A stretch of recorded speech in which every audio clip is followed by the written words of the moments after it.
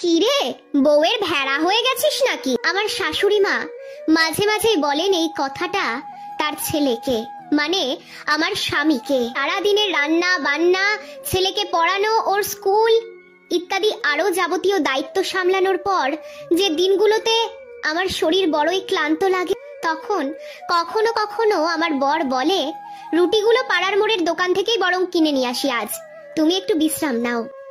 এহেন কথা কানে গেলেই আমার শাশুড়ি মা চিৎকার করে ওঠেন, ওর ভেড়া হয়ে গেলি নাকি? সে ভেড়া নয়, বরং পুরুষ সিংহ।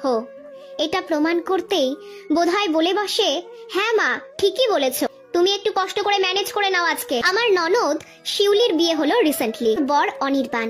ছেলেটা বড় ভালো। দিন দিরাগমনে এসেছিল ওরা। আমার শ্বশুর শাশুড়ি অনির্বাণকে বললেন, বাবা, আমাদের মেয়েটাকে দেখো। অনির্বাণ হেসে বলল, আমি সবসময় শিউলির পাশেই আছি আর পাশেই থাকবো। আমার মায়ের আপত্তি সত্ত্বেও বাড়িতে জোর করে রান্নার লোক রাখলাম, যাতে শিউলির ওপর কোনো চাপ না পড়ে। জামাইয়ের কথা শুনে আপ্লুত হয়ে গেলেন আমার শ্বশুর শাশুড়ি। তারপর থেকে গত 4 দিন বাড়িতে চলছে শুধুই অনির্বাণের প্রশংসা। অনির্বাণ ছেলেটা একেবারেই বউয়ের ভেড়া। গতকাল ডিনার টেবিলে বসে বলেই ফেললাম কথাটা। কি আজে বাজে কথা বলছো?